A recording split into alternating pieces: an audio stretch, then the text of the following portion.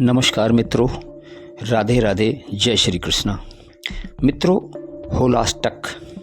होलाष्टक क्या होता है और इससे हमारे क्या फ़र्क पड़ता है, हम इसका क्या ध्यान रखें, होलाष्टक में क्या कार्य किया जाता है, क्या नहीं किया जाता है, होलाष्टक आखिर होता क्या है।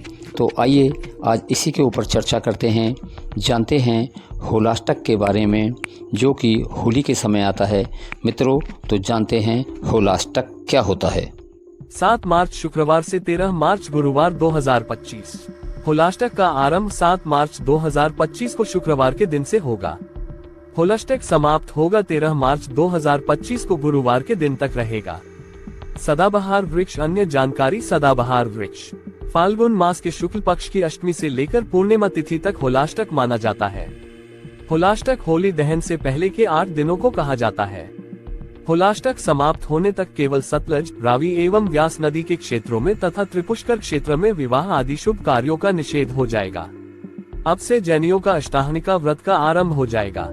आप सभी सनातनियों को होलाष्टक की हार्दिक शुभकामनाएं। इस वर्ष होलिका दहन 13 मार्च 2025 को किया जाएगा और इसके बाद अगले दिन रंगों वाली होली खेली जाएगी। होलाष्टक को ज्योतिष की दृष्टि से एक होलाष्टक दोष माना जाता है, जिसमें विवाह, गर्भाधान, गृह प्रवेश, निर्माण आदि शुभ कार्य वर्जित हैं।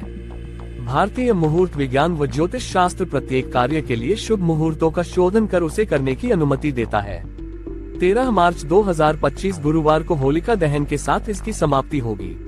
इन दिनों में सभी तरह के शुभ कार्य वर्जित होते हैं। ज्योतिष मान्यताओं के अनुसार फाल्गुन माह के शुक्ल पक्ष की अष्टमी से लेकर पूर्णिमा तक 8 ग्रह उग्र रहते हैं। इन ग्रहों में सूर्य, चंद्रमा, शनि, शुक्र, गुरु, बुध, मंगल और राहु शामिल होते हैं। इन ग्रहों के उग्र रहने से मांगलिक कार्यों पर नकारात्मक प्रभाव पड़ सकता है। इन ग्रहों के निर्बल होने से मानव मस्तिष्क की निर्णय क्षमता क्षीण हो जाती है और इससे गलत फैसले लिए जाने की संभावना रहती है। विज्ञान के अनुसार भी पूर्णिमा के दिन ज्वार भाटा, सुनामी जैसी आपदाएं आती रहती हैं या मनोरोगी व्यक्ति और उग्र हो जाता है। ऐसे में सही निर्णय नहीं हो पाता। जिनकी कुंडली में नीच राशि के चंद्रमा व वृश्चिक राशि के जातक या चंद्र छठे या 8वें भाव में है, उन्हें इन दिनों अधिक सतर्क रहना चाहिए। मानव मस्तिष्क पूर्णिमा से 8 दिन पहले कहीं न कहीं क्षीण, दुखद, अवसादपूर्ण, आशंकित तथा निर्बल हो जाता है। ये अष्टग्रह दैनिक कार्यकलापों पर विपरीत प्रभाव डालते हैं। इसके कारण इन 8 दिनों में कोई भी मांगलिक कार्य नहीं किया जाता है। कोई भी कार्य यदि शुभ मुहूर्त में किया जाता है तो वह उत्तम फल प्रदान करने वाला होता है। इस धर्म धुरी से भारतीय भूमि में प्रत्येक कार्य को सुसंस्कृत समय में किया जाता है, अर्थात ऐसा समय जो उस कार्य की पूर्णता के लिए उपयुक्त हो। इस प्रकार प्रत्येक कार्य की दृष्टि से उसके शुभ समय का निर्धारण किया गया है।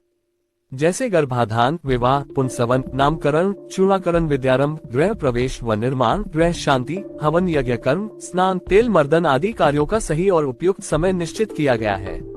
ज्योतिष शास्त्र का कथन है कि इस समय विशेष रूप से विवाह, नए निर्माण व नए कार्यों को आरंभ नहीं करना चाहिए, अर्थात इन दिनों में किए गए कार्यों से कष्ट, अनेक पीड़ाओं की आशंका रहती है तथा विवाह आदि संबंध विच्छेद और कलह का शिकार हो जाते हैं या फिर अकाल मृत्यु का खतरा या बीमारी होने की आशंका बढ़ जाती है। होलाष्टक दोष में संक्रांति, ग्रहण काल आदि में शुभ विवाह कार्यों को वर्जित किया गया है। इस संबंध में प्रचलित मान्यता के अनुसार, हिंदू धर्म की मान्यताओं के अनुसार, नारायण भक्ति में लीन प्रहलाद की भक्ति को देखकर राजा हिरण्यकश्यप काफी ज्यादा क्रोधित हो गए और होली से पहले 8 दिनों तक प्रहलाद को कई तरह के कष्ट दिए गए। प्रहलाद को उन दिनों ही कष्ट भुगतने पड़े थे। होलाष्टक के दिन से भक्त प्रहलाद को कारागार में बंद कर दिया गया था और होलिका में जलाने की तैयारी की गई थी। इसीलिए होली से पहले के इन 8 दिनों को अशुभ माना जाता है। शिवजी ने अपनी तपस्या भंग करने का प्रयास करने पर कामदेव को फाल्गुन शुक्ल अष्टमी तिथि को भस्म कर दिया था। कामदेव प्रेम के देवता माने जाते हैं। इनके भस्म होने के कारण संसार में शोक की लहर फैल गई थी। जब कामदेव की पत्नी रति द्वारा भगवान शिव से क्षमा याचना की गई, तब शिवजी ने कामदेव को पुनर्जीवन प्रदान करने का आश्वासन दिया। इसके बाद लोगों ने खुशी मनाई। होलाष्टक का अंत धुलेंडी के साथ होने के पीछे एक कारण यह माना जाता है। होलाष्टक में पूजा पाठ करने और भगवान का स्मरण भजन करने से शुभ फल की प्राप्ति होती है। मान्यता है कि होलाष्टक में कुछ विशेष उपाय करने से कई प्रकार के लाभ प्राप्त किए जा सकते हैं। होलाष्टक के समय श्री सूक्त व मंगल ऋण मोचन स्तोत्र का पाठ करना चाहिए, जिससे आर्थिक संकट समाप्त होकर कर्ज मुक्ति मिलती है। इस दौरान भगवान नरसिंह और हनुमान जी की पूजा का भी महत्व है। कैसे मनाएं होलाष्टक? होलिका पूजन करने हेतु होलिका दहन वाले स्थान को गंगा जल से शुद्ध किया जाता है। फिर मोहल्ले के चौराहे पर होलिका पूजन के लिए डंडा स्थापित किया जाता है। उसमें उपले, लकड़ी एवं घास डालकर ढेर लगाया जाता है। होलिका दहन के लिए पेड़ों से टूटकर गिरी हुई लकड़ियां उपयोग में ली जाती है तथा हर दिन इस ढेर में कुछ लकड़ियां डाली जाती हैं। होलाष्टक के दिन होलिका दहन के लिए 2 डंडे स्थापित किए जाते हैं, जिनमें एक को होलिका तथा दूसरे को प्रहलाद माना जाता है। पौराणिक शास्त्रीय मान्यताओं के अनुसार जिस क्षेत्र में होलिका दहन के लिए डंडा स्थापित हो जाता है, उस क्षेत्र में होलिका दहन तक कोई भी शुभ कार्य नहीं किया जाता। इन दिनों शुभ कार्य करने पर अपशकुन होता है। होलाष्टक में वर्जित कार्य। होलाष्टक में कौन कौन से कार्यों को करना वर्जित माना जाता है? होलाष्टक में कभी भी विवाह, मुंडन, नामकरण आदि 16 संस्कार नहीं करने चाहिए। फाल्गुन शुक्ल अष्टमी से लेकर पूर्णिमा के मध्य तक किसी भी दिन ना तो नए मकान का निर्माण कार्य प्रारंभ करें और न ही गृह प्रवेश करें। होलाष्टक के दिनों में नए मकान, वाहन, प्लॉट या प्रॉपर्टी को बेचने या खरीदने से बचें। होलाष्टक के समय में कोई भी यज्ञ, हवन आदि कार्यक्रम नहीं करना चाहिए। उसे होली के बाद या उससे पहले कर सकते हैं।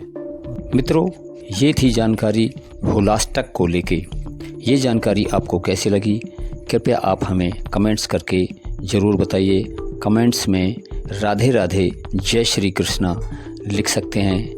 और मित्रों, अभी तक आपने हमारा शिव अमृत स्टोरी चैनल सब्सक्राइब नहीं किया है तो कृपया चैनल को अभी सब्सक्राइब करें और बेल आइकन की घंटी को ज़रूर दबा लें, जिससे आने वाली वीडियो की नोटिफिकेशन सबसे पहले आपके पास मिलती रहे। मित्रों, आगे फिर मिलेंगे दूसरी वीडियो में। तब तक के लिए जय जय राधे, हर हर महादेव, जय श्री कृष्णा मित्रों।